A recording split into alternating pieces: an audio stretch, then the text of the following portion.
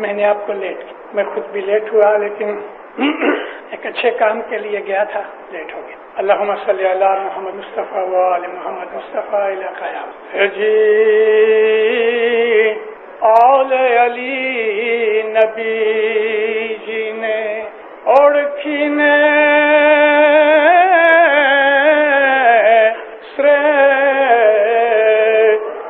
جو جن کی دیچھے ست پنتھنی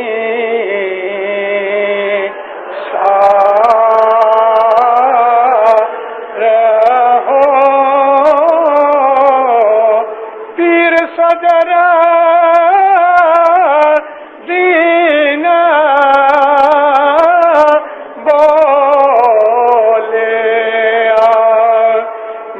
مومن بھائی تمیرے جو خوشیاں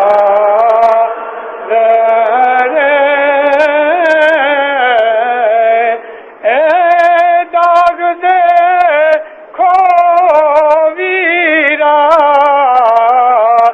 علی تنو سچے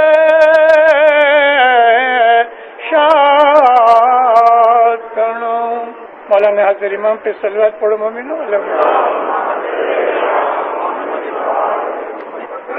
اس میں ایک کڑی رہ گئی، دودھ میں دیکھو ویرا کار منہ اینے دودھیں تے پڑسو جنجال. مومنو، ہمارا دین اسلام ہے، ہمارا مذہب اسماعیلی ہے، ہمارا طریقہ نظاری ہے. ہم لوگ اپنے مالک، اپنے آقا، اپنے امام، اپنے دھنی خداوند حضرت امام کو خدائی نور کے طور پہ ہدایت کرنے والا ہادی راہبر مانتے ہیں. عاشق تمہاری سیریو قائم سامی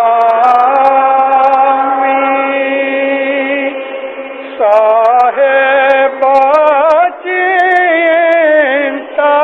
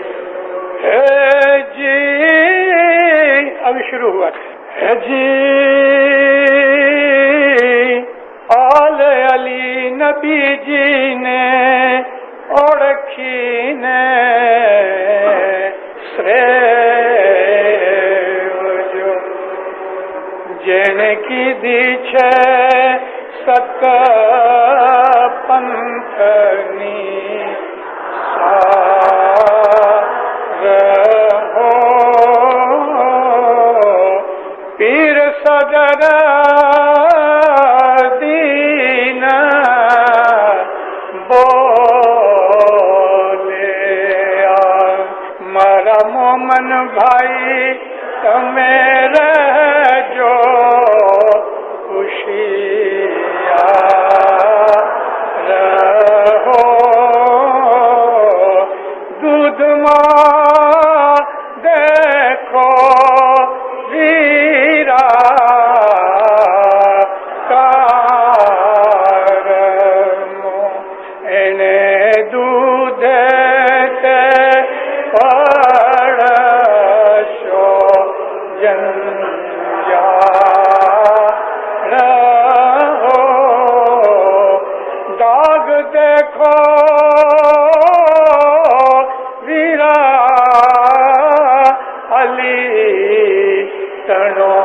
سچے شاکر. مولانا حاضر امام پہ صلوات پڑھو مومنو. جو مولا کو منظور ہوتا ہے وہی ہوتا ہے. بعض دفعہ کوئی چیز مشکل آ پڑے اس میں کوئی بھید ہوتے ہیں، اس میں بھی آج کچھ بھید ہوگا۔ مومنو، ہمارا مولا آل علی اولاد نبی ہے۔ صدر دین فرماتے ہیں کہ اپنے اس مولا کو پہچانو، اس کی معرفت کرو کہ اس نے ست پنتھ کی کتنی مدد کی ہے۔ سار کہتے ہیں مدد کرنا، لفظ سار کے بہت سے مطلب ہیں، دسوند کو بھی سار کہتے ہیں، ہوشیاری سے چیت کے کام کرنے کو بھی سار کہتے ہیں، کسی چیز کا ایسنس نکالنا وہ بھی سار ہے۔ بہت لمبی چوڑی بات کو اس کا سار کیا ہے چھوٹی سی بات کے اندر بریف حالت میں کہہ دینا، لیکن یہاں مطلب ہے اسلام کی مدد کی۔ ست پنتھ ہے وہ اسلام ہے۔ اگر آپ سچ مچ ہماری ہسٹری دیکھو، ہمارے اماموں نے، ہمارے پیروں نے اتنی محنت کی، اتنی قربانیاں دیں، ہمارے پیروں نے، ہمارے اماموں نے اپنی اولاد کٹوائی مذہب کے لیے، اپنی اولاد کٹوائی۔ اور آپ کو معلوم ہے امام حسن حسین کو شہید کیا گیا، حضرت حسین علیہ السلام کی گردن کاٹ کے جدا کی گئی، ایک ٹرے میں رکھ کے یزید کے سامنے لے کے گئے، اور اس ملعون نے اپنی لکڑی سے امام حسین کے ہونٹوں کو مارا۔ عبداللہ بن انصاری وہاں بیٹھے تھے، وہ کہتے ہیں، اے یزید، میں نے اپنے کانوں سے سنا ہے کہ رسول اکرم نے فرمایا کہ حسین میرے سے ہے، میں حسین میں سے ہوں۔ اے یزید، میں نے آنکھوں سے دیکھا ہے کہ ان ہونٹوں پہ جہاں تم لکڑی مار رہے ہو رسول اکرم اس کو چوما کرتے تھے۔ اس نے لکڑی کھینچ لی اور شرمندہ ہوا۔ امام حسن کو زہر دیا، مولانا علی کو شہید کیا، حضرت امام زین العابدین، امام محمد باقر اور ان کی اولادوں کو قتل کیا گیا۔ ہمارے اماموں نے بڑے دکھ اٹھائے، ہمارے مریدوں نے، امام کے چاہنے والوں کو، امام کے مومنوں کو بھی اس بات کا فخر حاصل ہے کہ انہوں نے بھی بڑی بڑی اپنے مذہب دین کے لیے قربانیاں کی۔ اگر ہم اپنے مذہب کے لیے قربانی نہیں کریں تو پھر ہمارا مذہب کون بچا سکتا ہے؟ ہر ایک انسان کے دل کے اندر اس بات کی دگس، اس بات کا یعنی زوم ہونا چاہیے کہ میرا مذہب ہے وہ سب سے اعلیٰ اور اتم ہے۔ علی نبی کی اولاد نے آج تک، اور جب بھی ضرورت پڑی انہوں نے اپنا خون بھی دیا، تکلیفیں بھی اٹھائیں، مذہب کے لیے ہمارے سامنے ایک نمونہ بن کے بیٹھے۔ خود رسول اللہ کی حالت دیکھ لو، حضور نے کتنی تکلیفیں اٹھائیں۔ ایک دفعہ مکہ کے درمیان کی بات کرتا ہوں، آپ نے اپنی نبوت کو ظاہر کر دیا، لوگ دشمن ہو گئے۔ رسول پاک خانہ کعبہ کی پچھلی طرف عبادت میں بیٹھے ہوئے تھے۔ حضور جب کبھی سجدے میں جاتے تھے، اکیلے ہوتے تھے تو سجدہ بہت لمبا ہو جاتا تھا، حضور کبھی کبھی سجدے میں رو پڑتے تھے۔ سجدے میں گئے حضور، واشی نام کا ایک آدمی تھا، اس نے دیکھا کہ محمد سجدے میں پڑا ہے۔ تھوڑے دن پہلے کچھ اونٹ ذبح کیے گئے تھے، اونٹ کی اوجری اٹھا لایا تیر کے ساتھ۔ آپ کو پتا ہے اوجری کیا ہوتی؟ بہت سے لوگ کھاتے ہیں، اس میں گند بھرا ہوتا ہے۔ تو اوجری اٹھا لایا اور رسول اکرم کے اوپر پھینک دی۔ اونٹ کی اوجری بہت بڑے سائز کی، نبی کریم کے اوپر وہ پھینک دی، اس کی بو باس سے رسول پاک بے ہوش ہو گئے۔ وہ تو بڑا خوش ہوا کہ یہ اسی حالت میں مر جائے گا۔ تھوڑی دیر کے بعد ادھر سے حضرت حمزہ نکلے۔ امیر حمزہ جو تھے وہ رسول اکرم کی چاچا ہوتے تھے، بڑے شہزور بہادر تھے۔ جب نزدیک سے نکلے ان کو بہت باس آئی، بو آئی، سخت بدبو۔ آپ نے دیکھا کہ خانہ کعبہ کے ارد گرد اتنی گندی بدبو، ایسا چکر لگایا تو وہاں اوج پڑی ہوئی دیکھی، منہ پھرا کے ناک بند کر کے جانے ہی لگے تھے کہ نیچے سے پاؤں دکھا، رسول اکرم کا پنجہ باہر پاؤں کا نکل آیا۔ نزدیک آئے، تیر نکال کے اوجری کو ہٹایا تو دیکھا یہ تو اس کا بھتیجا ہے، رسول اکرم ہے۔ فوراً نیچے اترے، اوج کو جدا کیا، گھوڑے کے اوپر بٹھا کے گھر لے کے آئے۔ حضرت بی بی فاطمہ کو آواز دی، فاطمہ کی زہرا باہر نکل آئی، چھوٹی سی تھی، بی بی خدیجہ بھی دوڑی آئی۔ یہ حالت دیکھ کے نبی کریم کو تھوڑا ہوش آ چکا تھا، بی بی فاطمہ رونے لگی، پانی کے اندر کپڑا بھگو کے وہ گند نکالتی، داڑھی پہ لگ گیا تھا، مونچھوں پہ لگ گیا تھا، بالوں میں لگ گیا تھا۔ روتے روتے بی بی فاطمہ کے منہ سے بد دعائیں نکلنے لگی۔ رسول اکرم نے ہاتھ رکھا، بیٹا بد دعا نہ کرو، ہمارا کام بد دعا کرنا۔ اللہ ان کو توفیق، ایسی تکلیفیں اٹھائیں نبی۔ طائف میں ایک دفعہ حضور گئے، مکہ سے 40 مائل ہے، طائف والوں نے ویلکم کیا، پھولوں سے نہیں پتھروں سے ویلکم کیا. لڑکوں کو جمع کر کے ابو جہل نے کہہ دیا اس کو پتھر مارو یہ دیوانہ ہے, اور لڑکوں نے جھولیاں بھر بھر کے پتھروں سے آپ کو مارنا شروع کیا. لیکن اس نے کہا تھا کہ پاؤں پہ مارنا. پاؤں زخمی ہو گئے, خون رسنے لگا. آگے گئے تو انہوں نے پہلے سے ایک گھڑا کھود رکھا تھا, اس کے اوپر انہوں نے گھاس رکھ دی, گھڑے کے اندر کانٹے رکھے ہوئے تھے. آپ جب نزدیک گئے کسی نے دھکا مارا, رسول اکرم اس گھڑے میں گر گئے, سارے بدن میں کانٹے چبھ گئے, بے ہوش ہو گئے. اسلام کی جو تاریخ ہے وہ دکھوں اور ظلم و ستم سے بھری ہوئی ہے. اسلام کو قائم کرنے کے لیے علی نبی نے جو قربانیاں دی ہیں وہ غیروں نے نہیں دی. علی نبی کی قربانیوں سے یہ اسلام زندہ ہے آج بھی اور اس وقت بھی. وہ لوگ کہ جنہوں نے نہ کبھی تلوار اٹھائی نہ کبھی زخم کھایا وہ خلیفہ بن بیٹھے. انہوں نے اپنا حق جتانا شروع کر دیا کہ خلافت کے اوپر ہمارا حق ہے.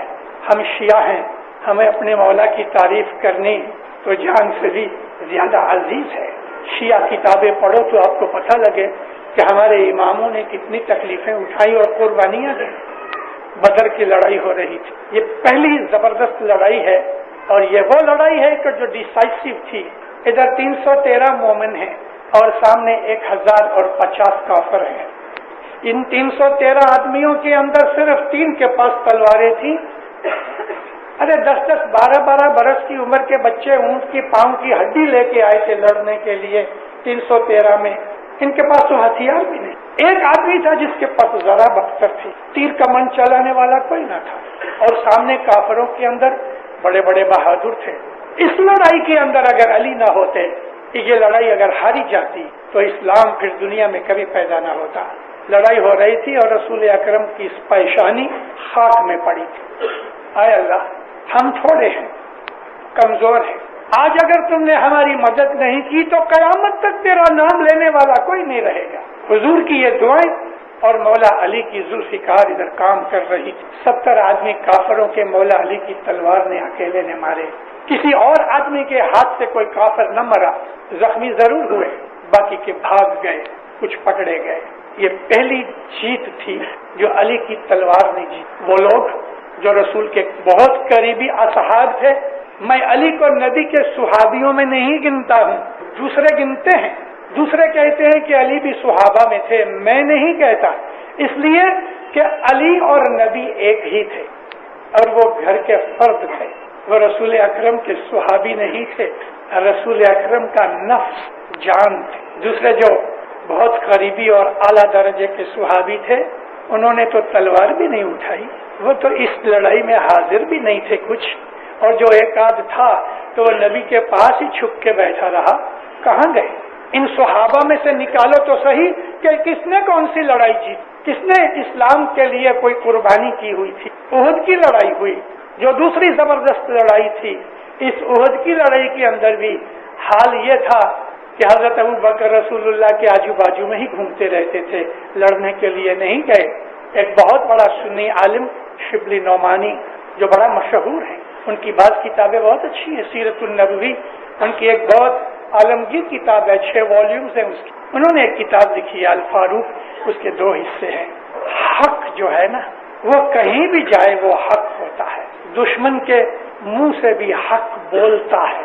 مولوی شبلی نعمانی لکھتے ہیں الفاروق میں کہ حضرت عمر خود کہتے تھے کہ احد کی لڑائی کے اندر میں پہاڑیوں کے اوپر اس طرح میں بھاگ گیا لڑائی میں سے کہ جس طرح پہاڑی بکرا بھاگتا ہے. حضرت عمر کے خود کے الفاظ ہیں کہ میں لڑائی میں سے بھاگ گیا, لیکن علی نے کبھی بھی پیٹھ نہیں پھرائی. جیتی ہوئی لڑائی مسلمان ہار گئے, اس لیے کہ پچھلی طرف سے نکل کے دشمنوں کے ایک چھوٹے سی ٹکڑی نے حملہ پیچھے سے کر دیا. مسلمان جیت گئے تھے, ہتھیار رکھ کے دشمنوں کا مال لوٹنے میں پڑ گئے, اور دشمن نے پیچھے سے آ کے حملہ کیا, گاجر مولیوں کی طرح کاٹ ڈٹ دیا, اور مسلمانوں نے جیتی ہوئی بازی ہار دی. اگرچہ کافر بھاگ گئے, اور وہ بھی علی کی تلوار کی وجہ سے. اس لڑائی میں رسول اللہ کے 2 دانت شہید. جب رسول اکرم اکیلے رہ گئے اونٹ کے اوپر, گرد و غبار بہت اڑی. کسی کافر نے کہہ دیا محمد مارے گئے. بس محمد مارے گئے کا جو شور بخور ہوا تو مسلمانوں کے رہی سے ہمت ہار گئے، کئیوں نے ہتھیار چھوڑ دیے، کوئی مدینے واپس چلے گئے، بہت سے لوگ مسلمان مارے گئے۔ مگر جب گرد و غبار ٹھیک ہو گیا، نبی کریم کو ایک آدمی نے آ کے حملہ کیا تو حضور نے فرمایا یا علی مجھے بچاؤ۔ مولا علی دوڑ کے دلدل کے اوپر آئے اور اس کافر کو مارا، اس طرف سے دوسرا آیا اس کو مارا۔ احد کی لڑائی میں یا علی مجھے بچاؤ، رسول اکرم کہ جو یہ کہتے ہیں کہ اللہ کے سوا کوئی نہیں، اس وقت رسول اکرم کے منہ سے یہ کیوں نہ نکلا یا اللہ مجھے بچاؤ؟ کیوں یہ نکلا یا علی مجھے بچاؤ، یا علی مجھے بچاؤ، یا علی مجھے بچاؤ، یا علی یا علی یا علی ہو رہا تھا۔ نبی کریم کی تاریخ پڑھو، نبی کریم کی سیرت پڑھو، نبی کریم کی حدیثیں پڑھو، آپ کو ایک ہی چیز نظر آئے گی، اللہ کی وحدت اور علی کی عبادت۔ دوہراؤں واپس، اللہ کی وحدت، علی کی عبادت۔ علی کی عبادت کیونکہ جہاں دیکھو علی کو پکار رہے ہیں، جہاں دیکھو علی کا ہی نام لیا جاتا ہے، علی کے سوا گلے سے پانی نہیں اترتا، علی کے سوا سانس نہیں اترتا۔ آپ اگر رسول اللہ کی سیرت دیکھو تو خدا کی وحدت اور علی کی محبت کا ذکر ہے۔ اتنا پیار تھا علی کے ساتھ۔ میں اپنی باتوں میں بہت دفعہ اس چیز کا ذکر کیا کرتا ہوں تاکہ میری ایک جگہ کی ہوئی واعظ ساری دنیا میں نہیں پھیلتی، ہر کوئی نہیں سنتے، لیکن جہاں جہاں موقع آتے ہیں وہاں وہاں میں پکار کر لیتا ہوں۔ کبھی کبھی مولا علی ایک دفعہ یمن کی طرف جانے لگے، اونٹوں کے اوپر کچھ سامان وغیرہ لاد دیا گیا، اونٹ تیار ہوئے مسافری کے لیے۔ علی نبی دونوں باہر نکلے، باتیں کرتے کرتے مدینے کے باہر۔ حضور جب باہر نکلے کھڑے کھڑے باتیں کرتے رہے یہاں تک کہ سورج ڈوبنے کے نزدیک آیا۔ چند اصحاب ساتھ تھے، حضرت عمر کہتے ہیں یا رسول اللہ اندھیرا ہو رہا ہے، اب واپس چلیں۔ نبی کریم نے اس کی داد نہ دی۔ آخر تھوڑی دیر کے بعد حضرت علی کو کہا اچھا آپ جاؤ، گلے لگے۔ جب حضرت علی گئے نبی کریم دیکھتے رہے، اونٹ پہ بیٹھے، جب تک اونٹ آنکھوں سے اوجھل نہ ہو گیا رسول اللہ ٹک ٹک لگا کے دیکھتے رہے۔ آنکھوں سے جب اونٹ اوجھل ہو گیا ہاتھ اٹھا کے کہتے ہیں اے اللہ مجھے موت نہ بھیجنا جب تک کہ علی واپس نہ آ جائے اور میں اسے دیکھ نہ لوں۔ کیسی محبت! اپنی موت کو روکنے کے لیے دعا مانگی کہ اے اللہ تب تک مجھے موت نہ بھیجنا جب تک کہ میں علی کو دیکھ نہ لوں۔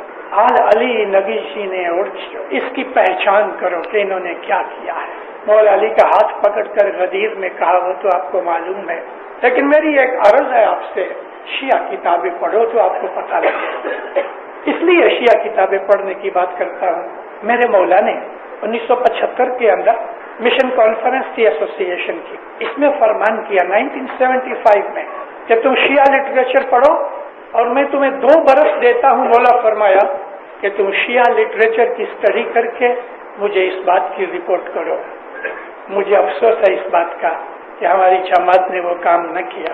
شیعہ لٹریچر میں ہمیں سچی باتوں کا پتہ لگتا ہے، اگرچہ ہمارے بہت سے شیعہ بھائی ہمارے امام کو نہیں مانتے، لیکن کم از کم ہمارے 5 اماموں تک تو ہمارے ساتھ آتے ہیں، اور وہ جن کو مانتے ہیں وہ بھی ہماری امام ہی کی اولاد تھی۔ ہم کو ان کے ساتھ کوئی دشمنی نہیں۔ اگر وہ ہمیں کسی وقت برا کہتے ہیں تو فبہا، خدا ان کو اس بات کی ہدایت کرے کہ وہ نیکی کو سمجھیں، لیکن ہم شیعہ ہیں اور شیعہ اس کو کہتے ہیں کہ جو علی کی شناخت رکھتے ہیں۔ اسلام وہ اسلام ہے کہ جو رسول اللہ نے سکھایا، اسلام وہ اسلام ہے کہ جو علی نے سکھایا، اسلام وہ اسلام ہے کہ جو علی کی اولاد نے سکھایا۔ ہم ان کے پیچھے چلنے والے ہیں، غیروں کے پیچھے چلنے والے نہیں۔ البتہ دینداروں لا الہ الا اللہ محمد رسول اللہ کہنے والے ہمارے بھائی ہیں۔ ہم کسی کو نہ مشرک کہتے ہیں، نہ ہم کسی کو کافر کہتے ہیں، نہ ہم کسی کو دشمن کہتے ہیں۔ غیروں نے 1400 سال سے ہماری دشمنی اپنے سینوں میں دبا کے رکھی ہے، ہم نے نہیں۔ ہم سب کو اپنا بھائی تصور کرتے ہیں، لیکن ہم اپنے راستے پہ چلتے ہیں۔ ہمارا راستہ علی نبی کی محبت کا راستہ ہے۔ ہمارے راستے کے اوپر وہ ہے کہ جو علی نبی سے محبت رکھتا ہے۔ اگر کوئی غیر آدمی ہمیں کچھ کہتا ہے سن لو، مگر کرو وہ کہ جو آپ کا مرشد آپ کو کہتا ہے۔ ہم اسماعیلی مذہب کے لوگ، آپ جانتے ہیں ہم طریقت میں ہیں، ہمارا طریقہ یہ ہے کہ ہم خدا کی عبادت کرتے ہیں۔ रसूलुल्लाह के ज़माने के बहुत से हालात ऐसे थे कि उन हालात के अंदर नबी करीम ने जो बातें सिखाई उनमें से बहुत सी बातें आहिस्ता आहिस्ता ज़माने में बदलती गईं, आहिस्ता आहिस्ता बदलती गईं।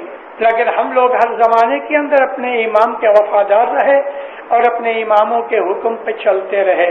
आज मैं चंद सवालों की वजाहत करूंगा। पाकिस्तान एक इस्लामी मुल्क है और हमें पाकिस्तान के ऊपर फख्र है, इसलिए कि पाकिस्तान हमारे मौला ने बनाया। मैं आप जमात के सामने एक बुजुर्ग उम्र के हिसाब से इस हैसियत से भी कुछ कहना चाहता हूँ।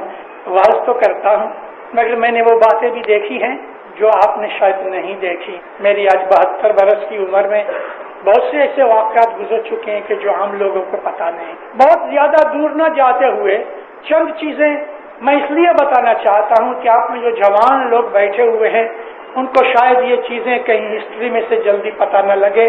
बाल चीजें देखी हुई हैं, सुनी हुई हैं, बाल चीजें लिखी हुई नहीं है। हजरत मौलाना इमाम सुल्तान मोहम्मद शाह सल्लल्लाहु अलैहि 8 बरस की उम्र में इमाम बने। 8 बरस की उम्र बहुत बचपन की होती है, लेकिन चूंकि इमाम को उम्र के साथ उसके नूर की कोई निस्बत नहीं होती। इमाम अगर 8 बरस का है या 80 बरस का है, उसकी जो नूरी हालत होती है वो बुजुर्गाना है। ये तो 8 बरस के थे कि जब वो इमाम तख्त पे आके बैठे, तख्त नशीन हुए, इमामत शुरू हुई।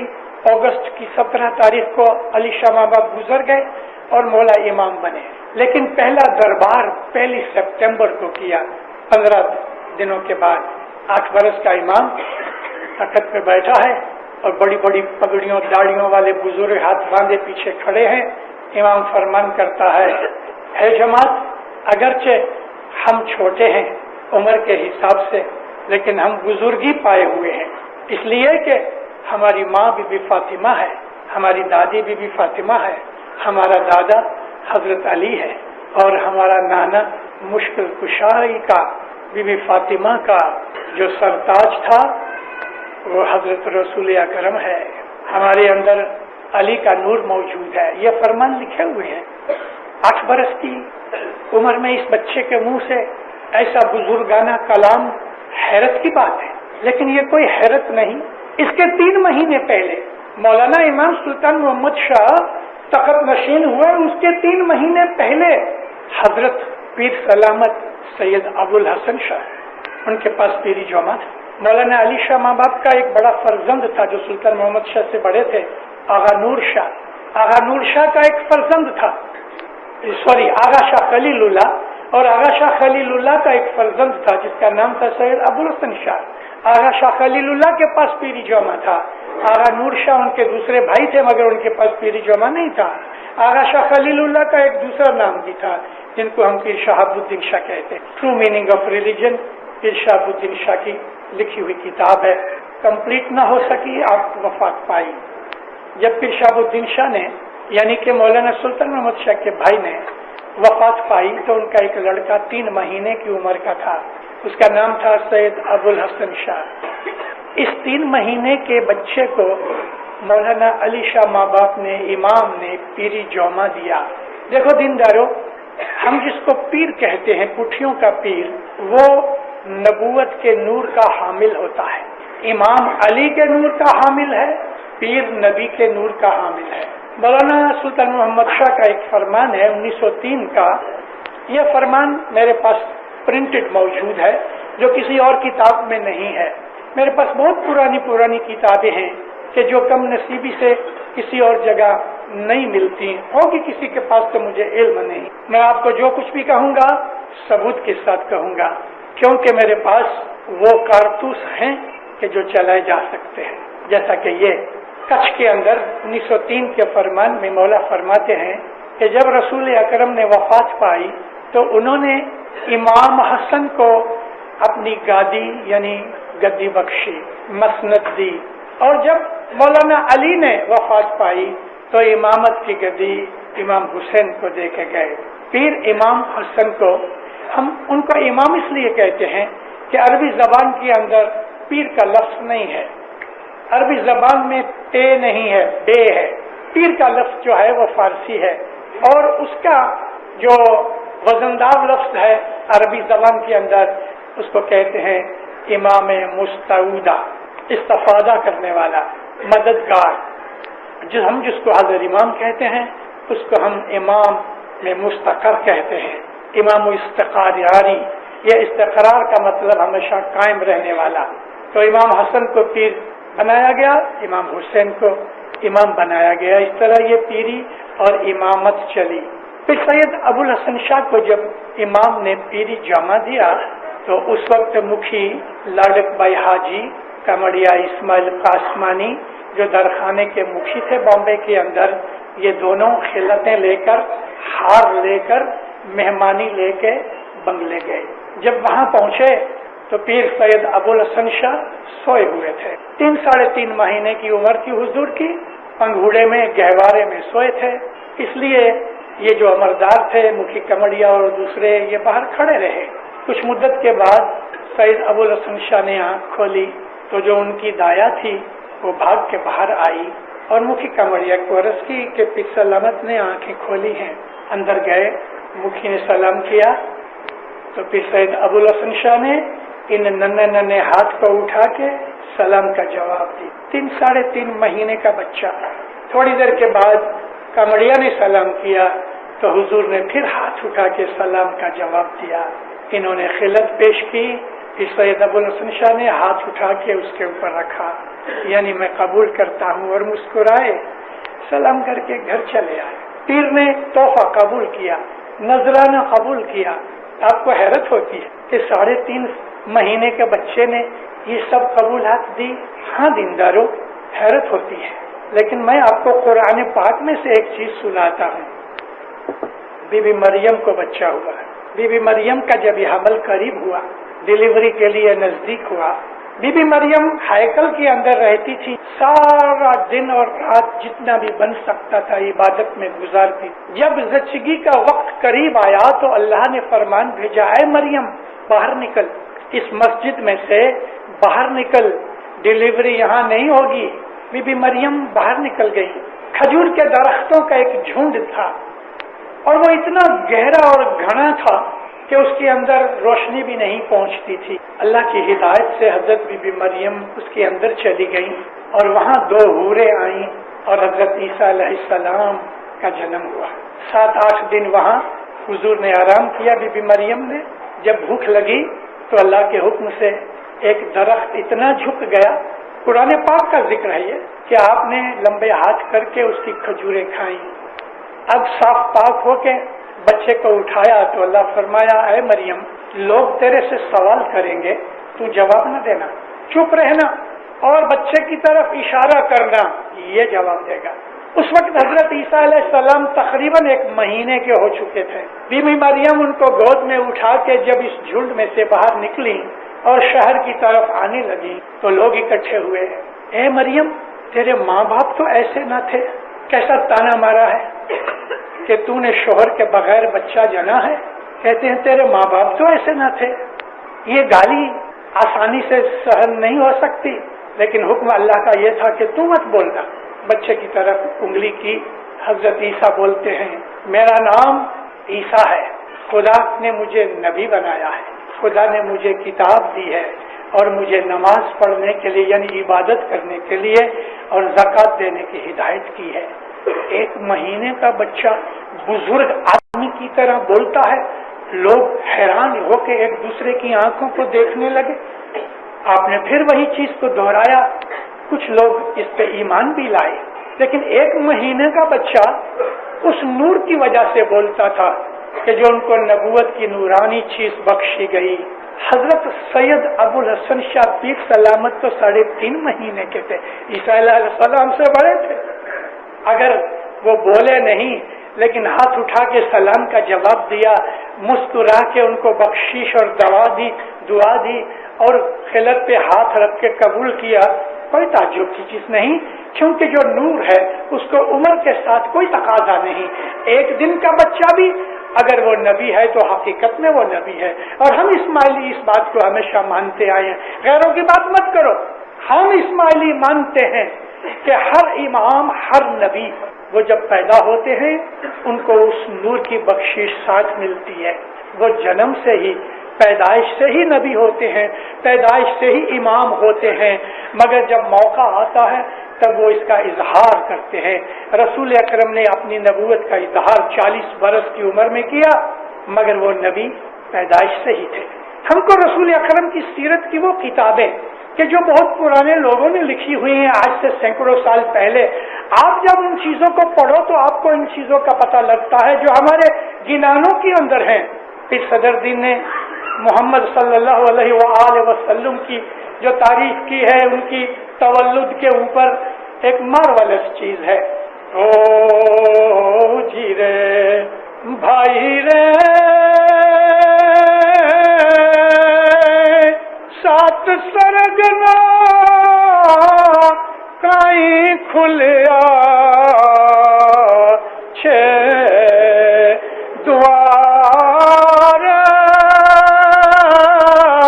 کائیں کھلیا چھ دوار جس دن نبی محمد جنامیا نبی محمد جنامیا. نبی کا نام ساتھ لگایا، خالی محمد نہیں کہا. نبی محمد جس دن پیدا ہوئے، کہ صدر دین کہتے ہیں خدا نے جنت کے 7 جنت کے دروازے کھول دیے. آپ کو معلوم ہے جنت کے 7 طبقے ہیں. اعمال کے حساب سے اونچے نیچے طبقات میں لوگوں کو، مومنوں کو رکھا جائے گا. پھر کہتے ہیں جس دن نبی محمد پیدا ہوئے خدا نے جنت کے دروازے کھول دیے. مطلب کہ اس کی اس خوشی کے اندر گنہگاروں کو معاف کر دیا اور جنت کا داخلہ دیا. حدیثوں کے اور سیرت کی ان پرانی اصل کتابوں میں لکھا ہے کہ جب نبی کریم پیدا ہوئے، کیسر و کسرا کے اوپر کے جو کنگرے تھے محلوں کے، اور وہ آتش کدا کے جو 1000 سال سے جل رہا تھا، وہاں کی آگ بجھ گئی اور ان کے کنگرے گر گئے، کیونکہ کفر کو توڑنے کے لیے محمد اس دنیا کے اندر تولد ہوئے. اس قسم کے اور بھی بہت سے اشارے ہیں. میں ان کی سیرت ساری یہاں بیان نہیں کروں گا، لیکن کتابیں اس بابت کے لیے گواہی دیتی ہیں. رسول اکرم جب ماں کے پیٹ میں تھے تو حضرت آمینہ فرماتی ہیں کہ میرے پیٹ میں میرا بچہ میرے سے باتیں کرتا تھا.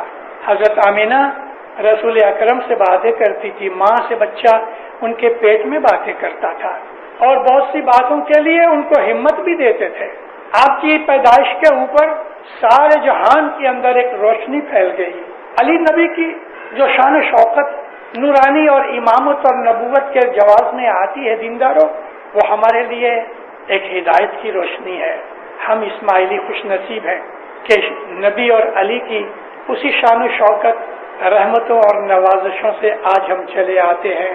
رسول اللہ کے زمانے میں لوگ نبی کے پاس جا کے اپنے دکھ رویا کرتے تھے. آج ہم حضرت امام کے پاس جا کے اپنی مشکلیں بیان کرتے ہیں. نبی کے زمانے کے اندر لوگ نبی کے پاس جا کے آب شفا، آب صفا پیتے تھے، لے آتے تھے. آج بھی ہم کو مولا آب صفا دیتے ہیں. نبی کے زمانے کے اندر جھگڑے مٹاتے تھے رسول اللہ یا رسول اللہ کے کہنے سے دوسرے کوئی لوگ. آج بھی ہمارے لیے ہمارے امام نے ہماری کونسلیں اور دوسرے ادارے بنا رکھے ہیں جو ہمیں ہماری زندگی کے اندر مدد کرتے ہیں. رسول اکرم اپنے ہاتھ سے جھرا دیا کرتے تھے. آج ہم کو امام اپنے ہاتھ سے روزی بھیجتے ہیں، نیاز بھیجتے ہیں، جھرا بھیجتے ہیں. رسول اکرم ہماری مشکلوں کے لیے دعائیں کیا کرتے تھے. آج ہم کو ہمارا امام اسی طرح سے ہمیں دعائیں دے کے ہمیں بچا رکھتا ہے. رسول اللہ کے حضور میں مدینے کی عورتیں کچھ کھانا پینا پکا کے بھیجا کرتی تھیں. نبی کریم کھاتے تھے، جو بچ رہتا تھا وہ اصحاب صفہ کو دے دیتے تھے. آج ہم حضرت امام کو اپنے گھر کا پکایا ہوا کھانا ہم پیش کرتے ہیں.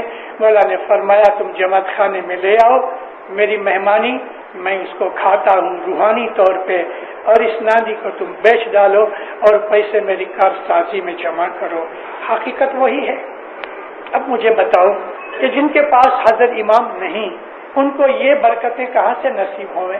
ان کے پاس یہ چیزیں نہیں ہیں جو ہم کو نصیب ہو رہی ہیں رسول اللہ کے زمانے میں۔ رسول اکرم جھڑا دیتے تھے، ہم جھڑا کھاتے ہیں۔ رسول اللہ کی بیعت ہوتی تھی، ہم بیعت کرتے ہیں۔ اسلام کے اندر بیعت تو سب سے بڑی چیز، وہ بیعت کہاں ہوتی ہے؟ ہمارے سوا کہاں بیعت ہوتی ہے؟ ہاں، ایک جگہ ایک فرقہ ایسا ہے بہروں کا کہ جو اپنے دائی کا اس کی بیعت کرتے ہیں، لیکن پھر ہم تو امام کی بیعت کرتے ہیں، وہ اپنے دائی کی بیعت کرتے ہیں، یہ بھی تفاوت ہے۔ مولانا حضرت امام شاہ کریم صلوات اللہ علیہ 1936 میں دسمبر مہینے میں پیدا ہوئے۔ انشاءاللہ 20 دن کے قریب اور جائیں گے، 20-22 دن میں حضرت امام کی یہ جنم خوشحالی آتی ہے۔ چھوٹی عمر سے امام زمان کی بھی بعض ایسی باتیں ہیں کہ جو عام لوگوں تک نہیں پہنچی۔ وہ دائیں جس کو مڈ وائف کہتے ہیں یا نرس کہتے ہیں کہ جو پیدائش کے بعد ان کا دھیان رکھتی ہیں، ان کا کہنا بھی یہ ہے کہ مولانا حضرت امام چھوٹی عمر کے اندر اتنا مسکرایا کرتے تھے کہ اگر کوئی اداس آدمی ان کا چہرہ دیکھ لیتا تھا تو وہ خود مسکرانے لگ جاتا تھا۔ کو دودھ لا دیا جائے چھوٹی عمر میں، بچپن میں، انہوں نے کبھی اس بات کے لیے یعنی کوئی اشارہ نہیں کیا کہ مجھے بھوک لگی ہے۔ بعض بچے روتے ہیں بھوک کی وجہ سے، مولانا حضرت امام کبھی روتے نہیں تھے۔ جب امام تھوڑے اور بڑے ہوئے، ان کو اسکول وغیرہ بھیجا گیا تو وہ پڑھنے کے اندر بھی بہت ہی اعلیٰ درجے کے تھے اور اپنے استاد کو وہ چیزیں پہلے سے بول دیتے تھے کہ جو استاد خود ان کو سکھانا چاہتا تھا۔ جب مولانا حضرت امام تقریباً 3 برس کے ہوئے، 4 برس کے تقریباً، تو 1940 کے اندر اس وقت لڑائی کا زمانہ ہوا تھا۔ مولانا امام سلطان محمد شاہ نے ان 2 بھائیوں کو نیروبی بھیج دیا۔ افریقہ میں حضور لگ بھگ 3.5-4 سال رہے، لڑائی ختم ہوئی تب تک یہاں ہی تھے، اور یہاں ہمارے ایک مشنری قادر علی بی پٹیل تھے، ان کو امام سلطان محمد شاہ نے مقرر کیا کہ تم شہزادوں کو نماز اور کلمہ اور ایسی چیزیں سکھاؤ، تو وہ سکھاتے تھے۔ مشنری قادر علی نے ایک کتاب لکھی مولانا حضرت امام کے بچپن کے اوپر۔ اس وقت امام ایک دن بیٹھے ہیں تو کہتے ہیں، قادر علی تمہیں معلوم ہے کہ یہ دنیا کس نے بنائی؟ اس کے بنانے کی وجہ کیا تھی؟ ان کی کتاب میں لکھا ہے۔ تو وہ چھپ رہا گیا۔ حضرت امام اس کو کہتے ہیں، دیکھو اس دنیا کے ہستی کی وجہ ہم ہیں، ہمارے نور سے یہ دنیا بنی ہے۔ اور ایگزیکٹلی یہ فرمان 1946 میں امام سلطان محمد شاہ کا تھا۔ مولا فرماتے ہیں مڈغاسکر کا فرمان ہے کہ ہے جماعت، تم کو خبر ہے کہ یہ دنیا کیوں بنی؟ اس کی وجہ ہم ہیں۔ اس ہم کے اندر امامت بھی ہے، نبوت بھی ہے۔ اگر امام چاہے تو ایک پلک کے اندر اس دنیا کو مٹا دے۔ امامت اور نبوت کا جو نور ہے یہ اس دنیا کی پیدائش کی وجہ ہے۔ امام اور نبی ان کے بدن 2 ہیں، حقیقت میں یہ ایک ہی ہیں۔ ہم کو ہمارے پیر صدر دین نے فرمایا کہ علی محمد یک خدا حق شناسی دفع بلا۔ قرآن شریف میں اللہ فرماتا ہے کہ تم اللہ اور اس کے نبیوں کے درمیان فرق نہیں کرو۔ یہ فرق کون سا قسم کا فرق تو ہے؟ اللہ کا کوئی بدن نہیں اور نبیوں کے بدن ہیں، مگر یہاں خدا کا کہنا ہدایت اور نور کی طرف اشارہ ہے کہ نبیوں اور خدا کے درمیان کوئی فرق نہیں۔ آپ دیکھ لو کہ کافر لوگ جو مشرک تھے مکہ کے، وہ لا الہ الا اللہ کہنے کو تیار تھے اور کہتے تھے، نہیں کہتے تھے تو محمد کی رسالت کے لیے وہ تیار نہیں تھے، یعنی وہ محمد رسول اللہ نہیں کہتے تھے۔ میں نے اپنی ایک واعظ میں ادھر ذکر کیا ہے، محمد رسول اللہ کے ساتھ ان کو عداوت تھی، اللہ کے ساتھ نہیں تھی۔ یہ چیز ظاہر کرتی ہے کہ اسلام کو قبول کرنے کے لیے محمد کی رسالت کو قبول کرنا ہی پڑتا ہے۔ مطلب کہ ہماری عبادت مکمل نہیں اگر ہم اس کی نبوت کو نہیں مانتے تو۔ اللہ کو محض مان لینے سے اور محمد کی نبوت سے انکار کرنے سے کوئی آدمی مسلمان نہیں بنتا۔ مسلمان بننے کے لیے لازم ہے کہ وہ اللہ کو بھی مانے اور محمد کو بھی مانے، یعنی محمد اور اللہ کو دونوں کو ساتھ رکھے، تب ہی وہ مسلمان ہے، وگرنہ نہیں۔ یہ ایک راز ہے، یہ ایک حقیقت ہے جو ہے، پتہ تو سب کو ہے لیکن سمجھ نہیں اس چیز کی۔ اس کے لیے اللہ نے فرمایا کہ تم تابعداری کرو اللہ کی ताबेदारी करो रसूल की, और ताबेदारी करो तुम्हारे अंदर जो हाकिम अमर है। अब इनको लाइन में खड़ा करो। अल्लाह के साथ मोहम्मद है, मोहम्मद का यह दर्जा है कि वो अल्लाह के नाम के साथ उसका नाम आता है। मोहम्मद का यह दर्जा है कि अगर अल्लाह खड़ा है तो मोहम्मद उसके साथ है। अब जो तीसरी शख्सियत है, हम जिसको इमाम कहते हैं, उलिल अम्र कहते हैं, और बाज लोग खुलफा को उलिल अम्र कहते हैं, बाज लोग कहते हैं हाकिम वक्त जो है वो उलिल अम्र है। हाकिम वक्त तो गैर मुसलमान भी हो सकता है, हाकिम वक्त वो भी हो सकता है, कोई जालिम हो सकता है। अगर हम इसका जवाब लेना चाहते हैं दीनदारों, तो यजीद को हम कहाँ खड़ा करेंगे? क्या वो भी उलिल अम्र था? इस हिसाब से तो यजीद भी उलिल अम्र था, मुआविया भी था। यजीद जो था वो शराब पीता था, जानी था। क्या हम उसको उलिल अम्र के साथ मानेंगे? क्या वो इस लायक है कि अल्लाह रसूल के नजदीक वो खड़ा हो सके? इसमें एक ही रास्ता है, और वो है रसूल अकरम फरमाया कि मैं दो चीजें दुनिया में छोड़े जाता हूँ, किताबुल्लाह व इतरती, मेरी नस्ल और अल्लाह की किताब। ये दोनों चीजें हमारे पास हैं। देखो दीनदारों, मैंने तकरीबन 40 मिनट आपको ये हिस्टोरिकल फैक्ट्स बताए, आपको मालूम भी होंगे, फिर भी बाजों को मालूम नहीं। जिनको मालूम है उनको याद कराने के लिए और खास रास्ते पे लाने के लिए मैंने ये दीबाचा बनाया। अब मैं आपको लाता हूँ हज़रत इमाम की ताबेदारी और शनाख्त के ऊपर। आज की वाज का एसेंस ये है कि जो इमाम है उसका हुक्म मानना ही दीन है। हज़रत इमाम की ताबेदारी का नाम ही दीन है। हज़रत इमाम की ताबेदारी का नाम ही इबादत है। अगर हज़रत इमाम हमको कहे कि बैठ जाओ तो बैठ जाना इबादत है। हज़रत इमाम कहे कि खड़े हो जाओ तो खड़े हो जाना इबादत है। कल मैंने अपनी वाज में हज़रत अनस बिन मालिक का जिक्र किया कि हज़रत अनस बिन मालिक रसूलुल्लाह के 10 बरस तक सेक्रेटरी के तौर पे, पर्सनल सेक्रेटरी के तौर पे काम करते रहे। एक दफा वो नमाज पढ़ रहे थे बाजू के रूम में, रसूल अकरम को कोई जरूरत पेश आई, हुजूर ने उसको पुकारा, अनस बिन मालिक ने जवाब न दिया। दूसरी दफा पुकारा, जवाब न आया। हुजूर ने तीसरी दफा उसके बाप का नाम लेके पुकारा, या इब्न मालिक, फिर भी जवाब न दिया। तो नबी उठे और हैरानी से कि क्या बात है, ये मुझे जवाब नहीं देता, और दूसरा कोई दरवाजा नहीं था कि बाहर निकल सके। हुजूर उठ के झांकते थे तो वो उस वक्त दुआ मांग रहे थे। नमाज पढ़ने के बाद कनंखियों से टेढ़ी आंख से देखा तो रसूल कहते हैं, अनस जवाब क्यों नहीं देता? हाथ दुआ में थे। जल्दी से मुंह पे फिरा के कहता है, या नबी मैं नमाज पढ़ रहा था। हुजूर फरमाते हैं, किसने कहा तुझे नमाज पढ़ो? क्या आपने कहा? तो अगर मैंने कहा नमाज पढ़ो तो मैं तुमको बुला रहा हूं तो क्यों नहीं आते? तो कहते या नबी आप मुझे नमाज में बुलाएं तो मैं नमाज तोड़ दूं? फरमाया हाँ। देखा आपने, आप इसमें से कुछ समझे कि नबी का हुक्म मानना नमाज पढ़ने से ऊंचा है। मैं आपको जो बताना चाहता हूँ वो ये बताना चाहता हूँ कि इसी नबी ने कहा कि तुम अल्लाह की इबादत करो, नमाज पढ़ो। अब नमाज के दरमियान अगर नबी बुला रहा है तो नमाज तोड़ दो। को दूध ना दिया जाए छोटी उम्र में, बचपन में, उन्होंने कभी इस बात के लिए यानी कोई इशारा नहीं किया कि मुझे भूख लगी है। बाज बच्चे रोते हैं भूख की वजह से, मौलाना हज़रत इमाम कभी रोते नहीं थे। जब इमाम थोड़े और बड़े हुए, उनको स्कूल वगैरह भेजा गया तो वो पढ़ने के अंदर भी बहुत ही आला दर्जे के थे और अपने उस्ताद को वो चीजें पहले से बोल देते थे कि जो उस्ताद खुद उनको सिखाना चाहता था। जब मौलाना हज़रत इमाम तकरीबन 3 बरस के हुए, 4 बरस के तकरीबन, तो 1940 के अंदर उस वक्त लड़ाई का जमाना हुआ था। मौलाना इमाम सुल्तान मोहम्मद शाह ने इन 2 भाइयों को नैरोबी भेज दिया। अफ्रीका में हुजूर लगभग 3.5-4 साल रहे। लड़ाई खत्म हुई तब तक यहाँ ही थे और यहाँ हमारे एक मिशनरी कादर अली बी पटेल थे।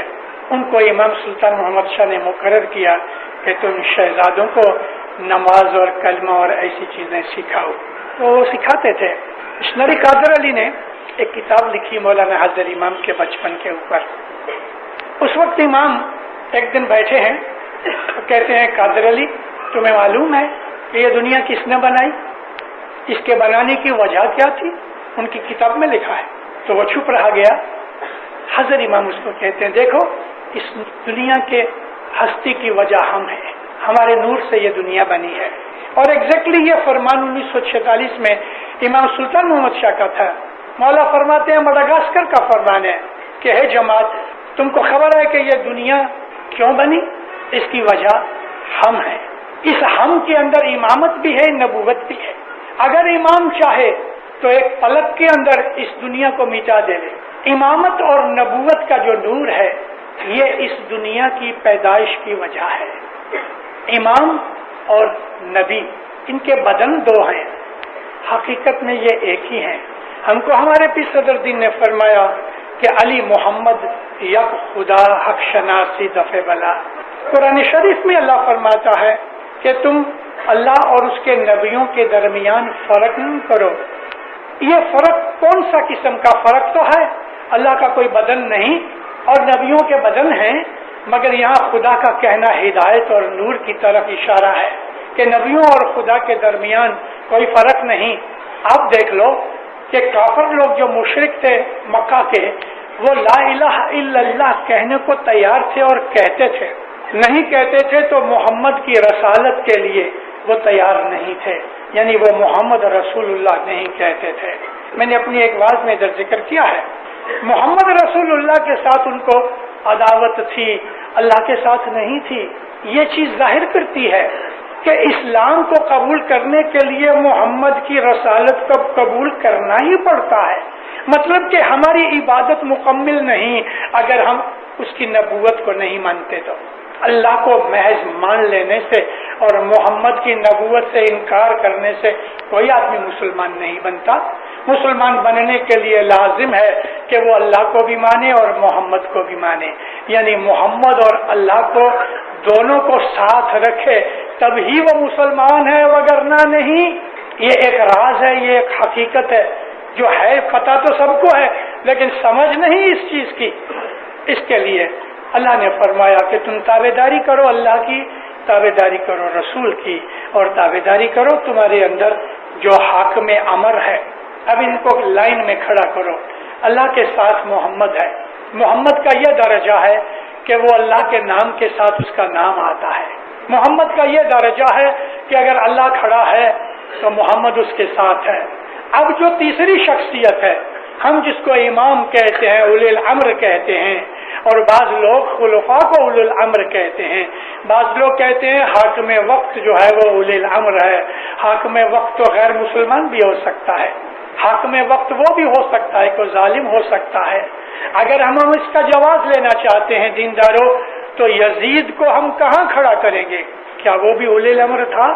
اس حساب سے تو یزید بھی اولی الامر تھا، معاویہ بھی تھا. یزید جو تھا وہ شراب پیتا تھا، زانی تھا. کیا ہم اس کو اولی الامر کے ساتھ مانیں گے؟ کیا وہ اس لائق ہے کہ اللہ رسول کے نزدیک وہ کھڑا ہو سکے؟ اس میں ایک ہی رستہ ہے، اور وہ ہے رسول اکرم فرمایا کہ میں دو چیزیں دنیا میں چھوڑے جاتا ہوں، کتاب اللہ و عطرتی، میری نسل اور اللہ کی کتاب. یہ دونوں چیزیں ہمارے پاس ہیں. دیکھو دیندارو، میں نے تقریباً 40 منٹ آپ کو یہ ہسٹوریکل فیکٹس بتائے. آپ کو معلوم بھی ہوں گے، پھر بھی بعضوں کو معلوم نہیں. جن کو معلوم ہے ان کو یاد کرانے کے لیے اور خاص رستے پہ لانے کے لیے میں نے یہ دیباچہ بنایا.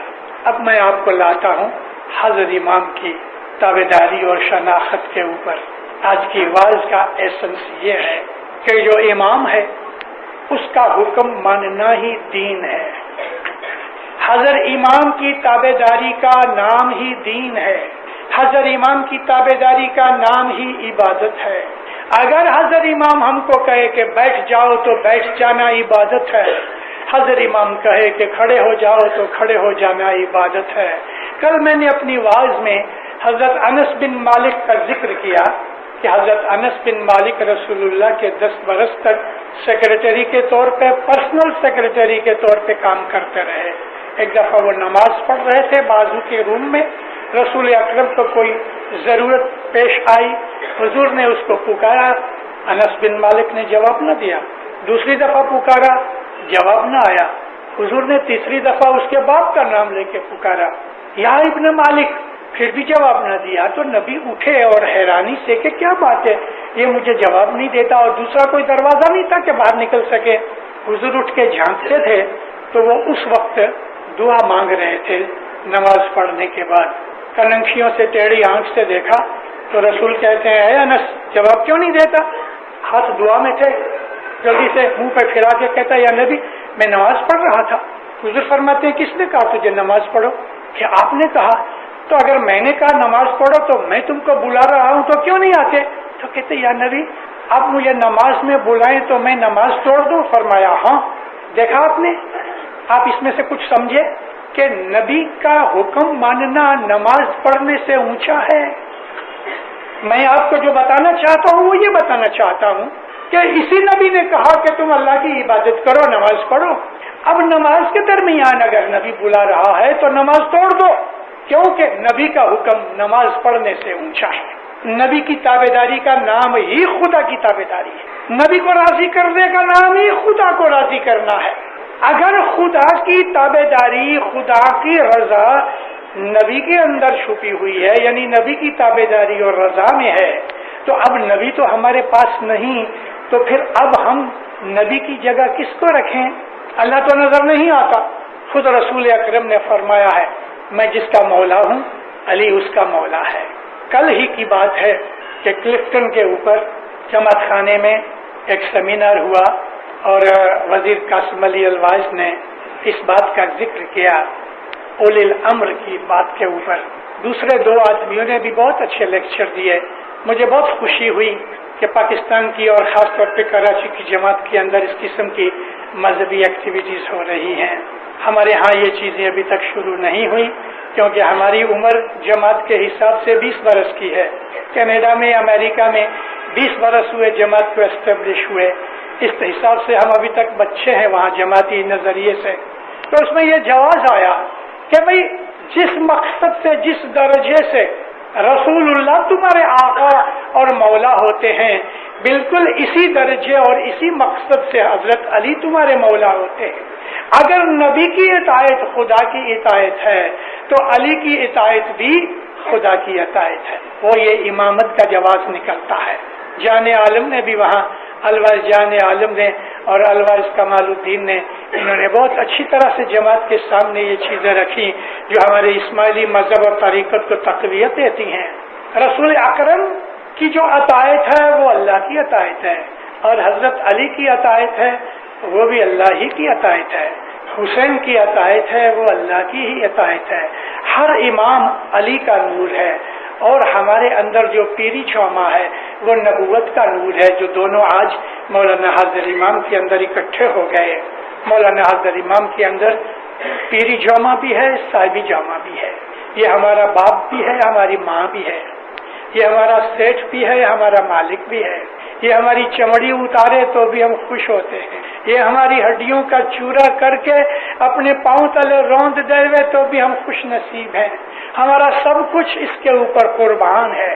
اسماعیلی مذہب اور دین حقیقی اسلام جو ہے وہ قربانی ہی کا مذہب ہے، اور اسماعیلیوں نے جتنی قربانیاں دی ہیں، شیعوں نے جتنی قربانیاں دی ہیں، اتنی غیر شیعوں نے نہیں دی، کیونکہ قربانی کا مادہ ہی امام کے گھر سے نکلا ہے۔ قربانی کا مادہ، قربانی کی جو ہدایت ہے وہ اماموں کے گھر سے نکلی ہوئی ہے، اور حقیقت میں ہم لوگوں نے بڑی قربانیاں کی ہیں مذہب کے لیے۔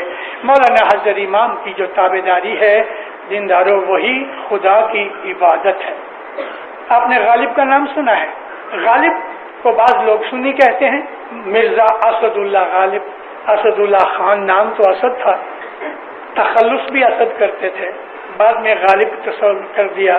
وہ کہتے ہیں غالب ندی میں دوست سے آتی ہے بوئے دوست۔ اے غالب مجھ کو دوست کی کھٹکے سے، یعنی ارد گرد دوست موجود ہوئے، آواز آتی ہوئے تو اس میں دوست کی بو آتی ہے۔ یہاں بو سے مطلب محبت ہے کہ غالب ندی میں دوست سے آتی ہے بوئے دوست، اور ندیم اس کو بھی کہتے ہیں کہ جو دوست کے پاس بیٹھا ہوتا ہے، جو دوست کا دوست ہوتا ہے۔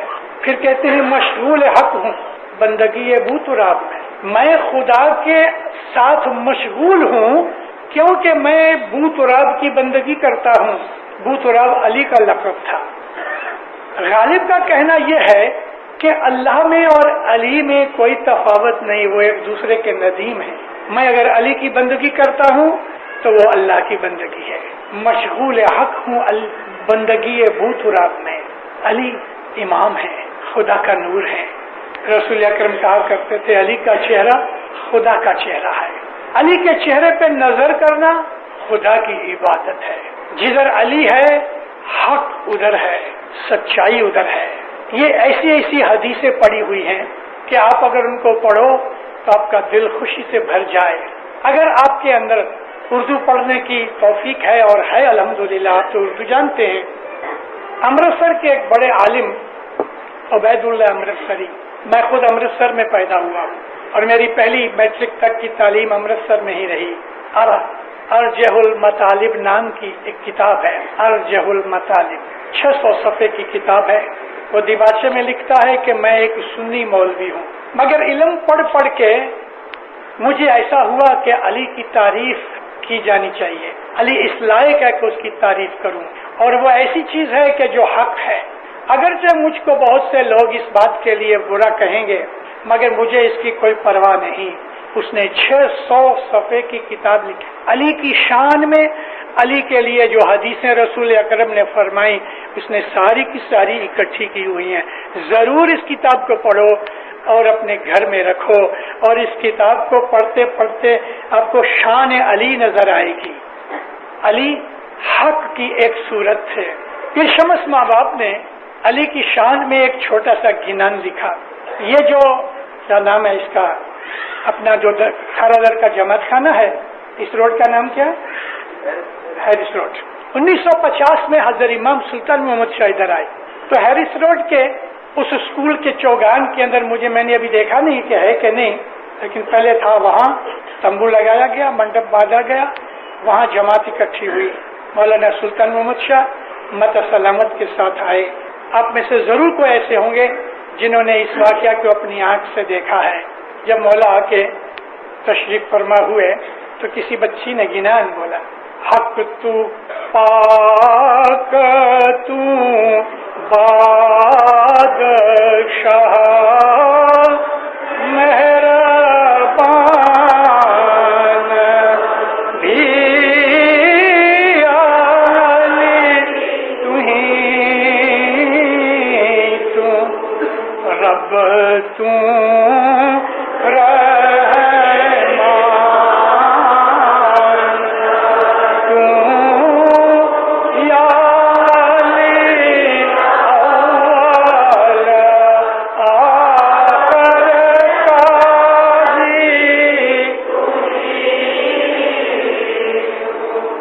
بڑے مزے سے مولا گنان سنتے رہے۔ جب گنان پورا ہوا بچی کو دعا دی، مولا فرماتے ہیں واللہ پیر شمس نے علی کا بھید کھول دیا، ہم علی کو ماننے والے ہیں۔ میں نے بار بار کہا ہے، میں بار بار زندگی بھر کہتا رہوں گا کہ ہم اسماعیلیوں نے کبھی شرک نہیں کی، ہم نے کبھی بھی دو خدا نہیں مانے، ہم نے خدا کے ساتھ کسی کو حصہ دار نہیں مانا، ہم تو اللہ ایک قسم سب کا کہتے چلے آئے، وحدہ لا شریک مانتے چلے آئے۔ لیکن ہم یہ ضرور کہتے ہیں کہ جو اللہ اپنے ناموں کے اندر ہم کو یہ کہتا ہے کہ المبین ہوں، الظاہر ہوں، خدا کے ناموں میں آپ اس کے ناموں کی صفات تو دیکھو، خدا الظاہر ہے۔ ظاہر کس کو کہتے ہیں؟ کہ جو ظاہر ہے، غائب نہیں۔ ہاں، ایک آدمی دوسرے کمرے میں بیٹھا ہے اور یہاں ہم بیٹھے ہیں، ہم اس کو دیکھ نہیں سکتے، تو ہم اس کو یہ نہیں کہیں گے کہ وہ غائب ہے۔ غائب اس کو کہتے ہیں کہ جو کہیں بھی نہیں، وہ موجود ہے لیکن ہم نے نہیں دیکھا۔ مگر خدا کا ایک اور نام ہے المبین۔ مبین کہتے ہیں جس کو آپ آنکھ سے دیکھ سکو۔ تو آنکھ سے جو دکھے اور جو حاضر موجود ہوئے اس کے لیے کیا کہو گے؟ اب اللہ کی یہ صفت کہاں سے لائی؟ خدا تو نور ہے، خدا اپنی نورانی طاقت کے اندر ہر جگہ حاضر و موجود ہے، سچ بات ہے، لیکن یہ بھی ہے کہ وہ آنکھ سے دکھتا ہے۔ اسی لیے رسول اکرم فرماتے ہیں کہ علی کے چہرے پہ نظر کرنا خدا کی عبادت ہے. علی کا چہرہ خدا کا چہرہ ہے. وجہ اللہ، لسان اللہ، عین اللہ، ید اللہ، ایسے تو بہت سی صفات ہیں حضرت مولا علی کے. ہم نے بدنی طور پہ حضرت علی کو کبھی بھی اس درجے تک نہیں پہنچایا کہ جو درجہ غلات میں چلا جاتا ہے، ہم نے نہیں کیا. ہم علی کے نور کو مانتے ہیں. خدا کے ناموں میں ایک نام علی بھی تو ہے. یہی نام ہمارا اسم الذکر ہے. جو لوگ صوفی ہیں ان کا ایک اسم الذکر ہوتا ہے. ہمارے طریقے کا اسم الذکر ہے وہ علی ہے. ہم علی کی تسبیح نکالتے ہیں، علی کا ورد کرتے ہیں. یہ ہمارا اسم الذکر ہے اسماعیلی طریقے کا. یہ صوفیوں میں قادریہ ہیں، سلیمانیہ ہیں، عثمانیہ ہیں، بہت سے طریقے ہیں صوفیوں کے اندر. ہر صوفی طریقے کا ایک اسم الذکر ہوتا ہے. کوئی اللہ اللہ کرتا ہے، کوئی اللہ کرتا ہے، کوئی خدا کے اور ناموں کا ورد کرتا ہے. ہم نے علی کے نام کا ورد شروع کیا. ہمارے طریقے کے اندر ہم کو علی بتایا گیا، اور علی کے نام لینے سے وہ سب مشکلیں دور ہوتی ہیں کہ جو انسان کو تنگ کرتی ہیں. علی کے نام میں ہی مشکل کشائی ہے. یہاں کراچی میں ایک عورت کو کوئی بیماری ہوئی، بڑے علاج کیے، مولانا حاضر امام کے پاس. اس نے عریضہ پیش کیا. مولا نے ادھر سے اس کو لکھ کے جواب دیا کہ تم اللہ اور علی، یا اللہ یا علی کی تم تسبیح نکالا کرو. اللہ خدا تعالیٰ کا ذاتی نام ہے. اللہ کے نام کا ورد کرنے سے ایمان تازہ ہوتا ہے. اللہ کے نام کا ورد کرنے سے، تسبیح کرنے سے ایمان بڑھتا ہے. اگر آپ چاہتے ہیں کہ آپ کی فیملی میں کسی کا ایمان کمزور ہے، اس کو کہو کہ اللہ کی تسبیح نکالے، یا آپ اس کے لیے اللہ کی تسبیح نکال کے اس کا ثواب اس کو دو. اللہ کے نام سے ایمان زیادہ ہوتا ہے. یہ جو صبح کی 4 تسبیحوں کا میں نے ذکر کیا ہے، ان 4 تسبیحوں کے اندر ایک تسبیح یا علی کی ہے. علی کی تسبیح مشکل کشائی کرتی. رسول اکرم کی حدیثیں، رسول اکرم کی سیرت پڑھ کے ہمیں معلوم ہوتا ہے مومنوں کہ جب کی کبھی رسول پاک کو کوئی تکلیف آئی تو حضور نے کبھی اللہ نہیں پکارا، ہمیشہ یا علی پکارا. تو وہ کیا بات تھی؟ نبی نے اپنی مشکلوں میں اللہ کی پکار نہیں کی، علی کی پکار کی. حالانکہ وہ علی ہی اللہ ہے اور اللہ ہی علی ہے. آپ جسم کو مت لاؤ ساتھ، اس کے نور کی حالت کو دیکھو. مولا مرتضی مشکل پیشہ دنیا بھانے ٹھنگنے تھے، رسول اکرم لمبے تھے. خانہ کعبہ فتح ہو گیا، علی نبی دونوں کعبہ کے اندر گئے. 360 بت پڑے تھے، کوئی چھوٹے تھے، کوئی بڑے تھے، کوئی نیچے تھے، کوئی اونچے تھے. دونوں نے مل کے سب مورتیوں کو توڑنا شروع کیا. حالانکہ اور بھی اصحاب تھے مگر کسی کو اندر آنے کی اجازت نہیں دی. ان سب کو کہا تم باہر ٹھہرو. خانہ کعبہ کے اندر علی نبی دونوں جا کے ہاتھ میں پھاوڑے لے کے یا لکڑی کچھ بھی لے کے بتوں کو توڑنا شروع کی. 1-2 بت اونچے تھے کافی، وہاں تک ہاتھ نہ پہنچ سکا. تو مولا مرتضی علی حضرت رسول اکرم کو کہتے ہیں یا نبی آپ میرے کندھے پہ چڑھ جاؤ اور آپ ان کو توڑو. میں جوان ہوں، طاقت والا ہوں، میں آپ کو اٹھا لوں گا. مرتضی علی کہتے ہیں، رسول اکرم فرمایا مرتضی علی کو نہیں علی آپ میرے کندھے پہ چڑھ. آخر تھوڑی کی گفتگو ہونے کے بعد رسول اکرم نے مولا مرتضی علی کو اپنے کندھے پہ اٹھایا. بوڑھا ہونے کے باوجود، عمر میں بڑا ہونے کے باوجود، علی جتنی قوت نہیں تھی تو بھی مولا مرتضی علی نے سب سے پہلا جب پاؤں رکھا، رائٹ پاؤں رکھا رسول اکرم کے رائٹ کندھے کے اوپر، اس پاؤں کے نیچے وہ مہر نبوت تھی. آپ اس حقیقت کی فلسفی سمجھو، مہر نبوت علی کے پاؤں کے نیچے تھی. اس راز کو سمجھ سکتے ہو؟ میں الیبوریٹ کرنا نہیں چاہتا. اس کی مٹھاس اور لذت اٹھاؤ. بت توڑنے کی تو بات کی تھی، بات اصل یہ تھی کہ رسول اللہ کو یہ دکھانا تھا کہ علی کا درجہ کیا ہے. میں نے آپ کو ابھی یہ بات سنائی کہ بی بی مریم جب بچہ جننے کا وقت آیا، عیسیٰ علیہ السلام کے تولد کا وقت آیا، تو ان کو حکم ہوا کہ تم مسجد سے باہر چلی جاؤ، کیونکہ بچہ پیدا ہونے کا وقت ہے اور مسجد پاک جگہ ہے. اور حضرت علی کی ماں کو جب ڈلیوری ہونے کا وقت نزدیک آیا تو خدا نے اس کو یہ سجھایا کہ تم مکہ کی اس خانہ کعبہ میں جاؤ. حضرت بی بی فاطمہ बिनते असद रसूल अकरम सल्लल्लाहु अलैहि वसल्लम के चचा की बेटी मौला मुर्तजा अली की माँ, उनका नाम भी बीबी फातिमा था, आपकी घरवाली का नाम भी बीबी फातिमा था। हजरत फातिमा खाना काबा में गई। अब वो जमाने के अंदर खाना काबा चारों तरफ से बंद रहता था, चारों तरफ से बंद रहता था, सिर्फ उसकी दीवार तोड़ी जाती थी बरस में एक दफा, जब काफिर लोग या मुशरिकीन वहाँ कुछ अपने मजहब की इबादतें करते थे, और फिर उसको चुन दिया जाता था। जब हुजूर उधर पहुंची, माता फातिमा पहुंची, तो आपको दर्द ज़ह शुरू हुआ। खाना काबा की दीवार पकड़ के दूसरा हाथ पेट पे रख के कहती है, या अल्लाह, मैं ऐसी हालत में कहाँ जाऊं। और खाना काबा मक्का के शहर से काफी दूर था, तकरीबन 1 मील दूर था। ऐसी हालत में हुजूर चल के अपने घर तक नहीं जा सकती, और उस वक्त कोई आदम भी नहीं था, आदम की जात नहीं थी, दोपहर का वक्त था, कोई नहीं था। ज्यों ही आपने खाना काबा की दीवार को हाथ लगाया तो दीवार फट गई, इतनी फट गई कि माता फातिमा उसके अंदर चली गई, और उस खाना काबा के अंदर हजरत अली का तवल्लुद हुआ। ईसा अलैहिस्सलाम का तवल्लुद मस्जिद में होने वाला था, तो उनकी माँ को बाहर निकाला कि तुम मस्जिद से बाहर जाओ, और मौला अली की माँ को बुला के मस्जिद के अंदर, वो मस्जिद कौन सी? अल्लाह की मस्जिद, मस्जिद खलाइक मस्जिद, बैतुल हरम, कि जो अल्लाह ने वो घर बनाया नबियों को कह कह के हजारों सैकड़ों साल से बनाया हुआ था, उस घर के अंदर हजरत अली का जन्म हुआ। और आज सारी दुनिया के मुसलमान उस घर को सजदा करते हैं, उस मकाम को ताज़ीम देते हैं, उसकी पूजा करते हैं। वो जगह अली के तवल्लुद की जगह है, अली का दर्जा समझे, वो अली का नूर मौलाना हज़रत इमाम शाह करीम सल्लल्लाहु अलैहि है। इसको राजी करो, इसको खुश करो, इसका हुक्म मानो, इसकी फरमान बरदारी करो। मजहब के लिए कुर्बानी देने की जरूरत पड़े तो अपना ईमान सलामत रखो, मजहब के लिए कुर्बानी देने के लिए पीछे नहीं हटना।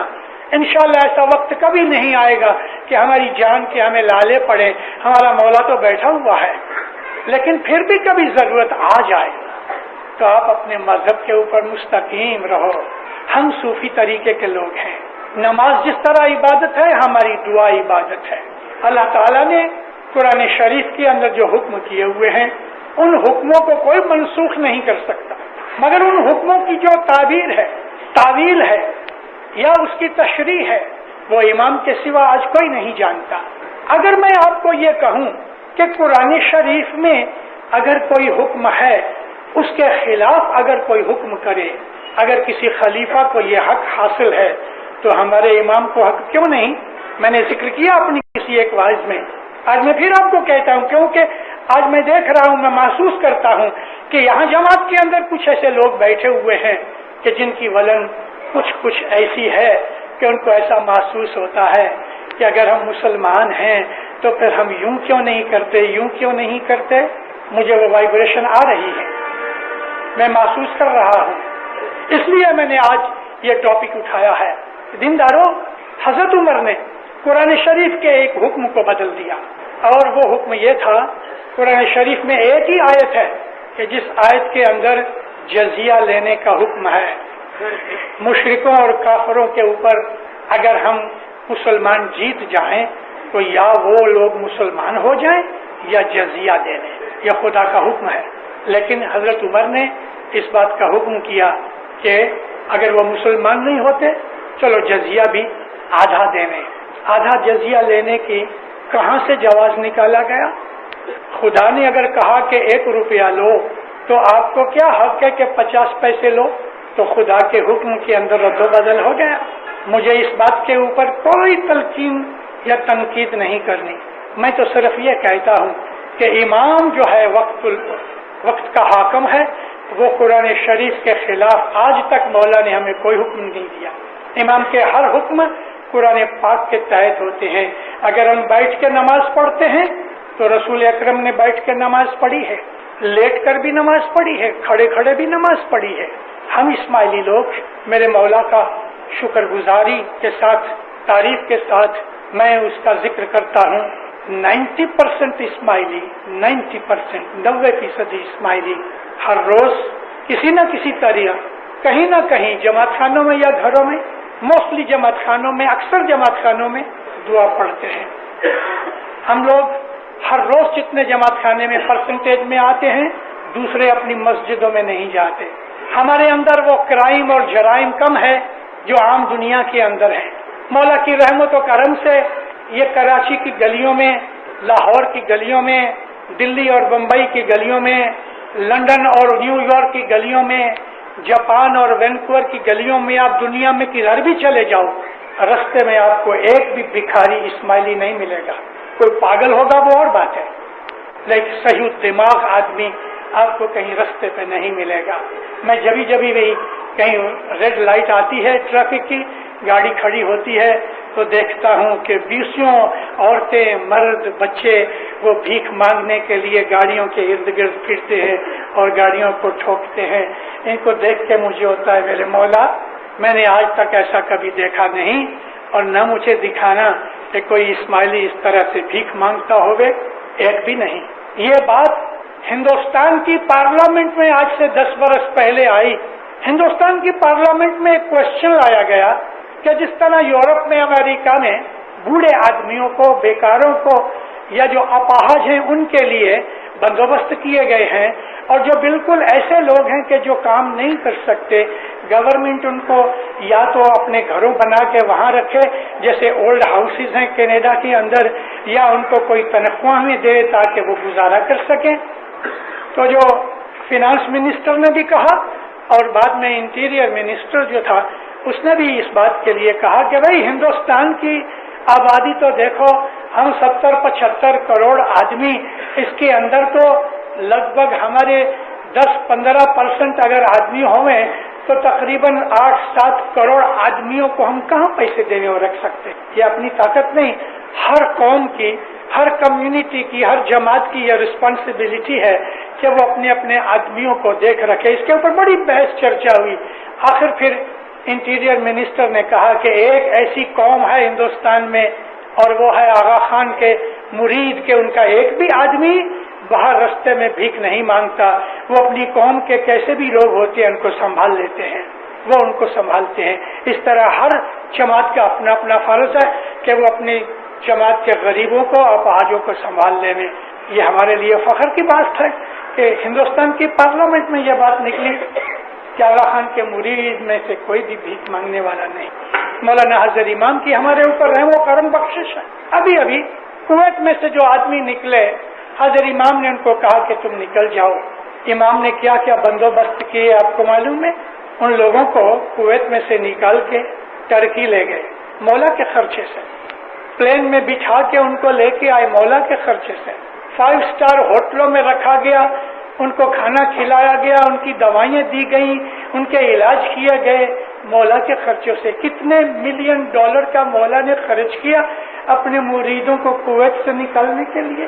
कौन है दुनिया के अंदर ऐसा कि जो राहबर बना हुआ है, रूहानी राहबर है दुनिया में बहुत से, हमारे इमाम जैसा कोई भी नहीं। यहाँ हजर इमाम आए थे 64 में, कराची के अंदर थे, और नैरोबी में तरह गड़बड़ हो गई तो मौलाना हजर इमाम ने 2 दिन का प्रोग्राम अपना शॉर्ट कर दिया। नैरोबी आके जमात को कहा तुम फिक्र मत करो।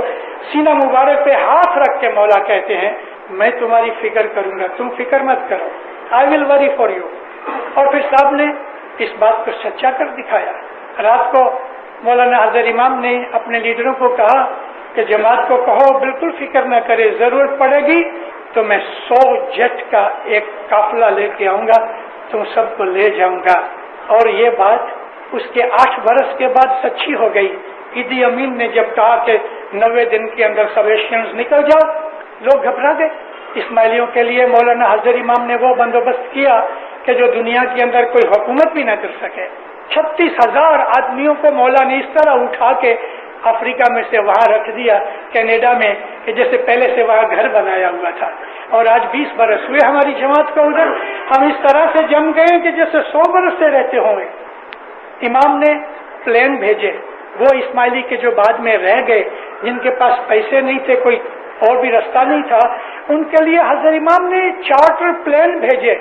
और जब ये लास्ट प्लेन निकलने लगा तो 10-15 जगह बाकी थी, تو ہندوؤں کی عورتیں اور ہندو ہاتھ جوڑتے تھے کہ ہم کو لے جاؤ، تو ان میں سے کچھ عورتوں کو بچوں کو ہم لے کے آئے اپنے پلین میں۔ ایسا امام ہم کو کہاں ملے گا؟ مولانا حضر امام نے ہمارے لیے ایسی چیزیں کی ہیں، بعض پرائیویٹ چیزیں ہیں کہ جو میں ظاہر میں کہہ نہیں سکتا ہوں، مگر پھر بھی ظاہر کی کتنی چیزیں آج مولا نے ہمارے سامنے رکھی ہوئی ہیں۔ دین و دنیا کی اس بادشاہ نے ہمارے لیے دعائیں دے دے کے، محنتیں کر کر کے ہم کو بچایا اور ہماری عزت و افزائی کی۔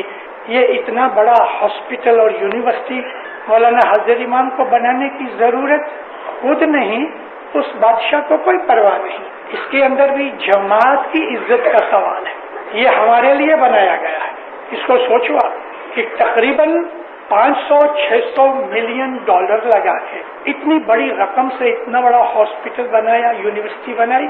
ایک دن آئے گا پاکستان کے ہر گھر کے اندر مولانا حضر امام شاہ کریم صلوات اللہ علیہ، جس کو لوگ آغا خان کہتے ہیں، ہر گھر میں اس کی فوٹو ہوگی اور لوگ اس کو عزت سے دیکھیں گے۔ کسی کے گھر میں کوئی بیمار اچھا ہو کے آغا خان ہاسپٹل سے آیا ہوگا، کوئی آغا خان یونیورسٹی میں پڑھ کے نکلا ہوگا، کوئی دوسرے طریقے سے آغا خان یونیورسٹی سے فیض حاصل کرتا ہوگا۔ ہزاروں لوگوں کے لیے یہ باعث برکت اور عزت ہے، آسائش ہے۔ مولانا حضر امام کی ظاہری بھی خدمتیں، اگر لوگوں کی نظر میں کہوں خدمتیں، میں تو بخششیں کہتا ہوں، وہ ایسی ہیں مومنوں کہ مولانا حضر امام کے سامنے ہمارا سر جھکا ہے، وہ ہمارا مالک ہے، ہمارا سیٹ ہے۔ اس کا حکم مانو، مولا کو راضی کرو، دین و دنیا کے اندر سکھی آباد بنو گے۔